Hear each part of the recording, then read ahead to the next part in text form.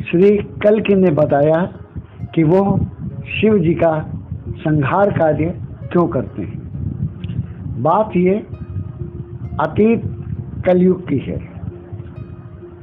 बात ये थी कि जब धरती पर अनाचार, पाप, अत्याचार बहुत बढ़ गए तो धरती माता देवताओं के पास गई। देवता उन्हें लेकर ब्रह्मा जी के पास गए और ब्रह्मा जी भगवान विष्णु के पास गए और उनसे सारा वृत्तांत कह सुनाया और कहा कि प्रभु, आपके अवतार लेने का समय आ गया है।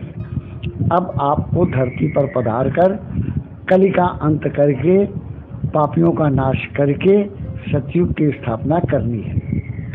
उनकी बात सुनकर भगवान विष्णु ने तथास्तु कहा और वो संभल ग्राम में अवतार लेने के लिए प्रस्तुत हो गए। भगवान श्री विष्णु ने संभल ग्राम में अवतार लिया।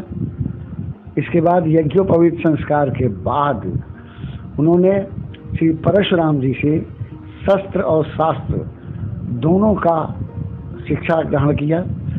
इसके बाद गुरु के कहने पर भगवान शिव को उन्होंने प्रसन्न किया। गुरु को प्रसन्न करने के शिव जी को प्रसन्न करने के बाद उन्होंने 3 रत्न प्राप्त किए। एक अश्व जो गरुड़ अंश से उत्पन्न हुआ था और विलक्षण था, दूसरा सुक और तीसरी अद्भुत तलवार जो समस्त पापियों का विनाश करने में समर्थ थी।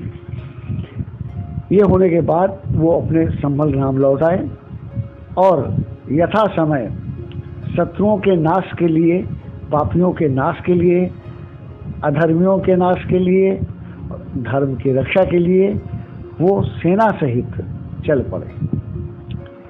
इसमें अश्वमेध यज्ञ के अश्व का बहाना था।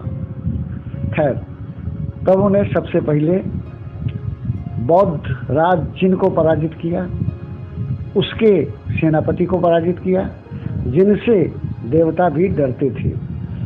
युद्ध में बौद्धराज जिन और उसके भाई शुद्धोधन देवताओं से भी अबद्ध था, देवता उसको जीत नहीं सकते थे। खैर, भगवान श्री कल्कि ने उसका नाश किया, जैनियों का नाश किया। तदुपरांत कोक विकोक का नाश किया, कुंभकर्ण की पुत्री के बेटों का नाश किया और उसकी बेटी का जो राक्षसी थी, बड़ी बलवान थी, उसका नाश किया। इस तरह से सारा नाश का कार्य कल्कि जी ने किया। इसके बाद जब वो राज्य पर वापस लौट आए, अपने राज्य पर आसीन हुए, तब लोगों ने उनसे प्रश्न किया कि हे प्रभु, संहार कार्य तो भगवान शिव का है, फिर आपने क्यों किया?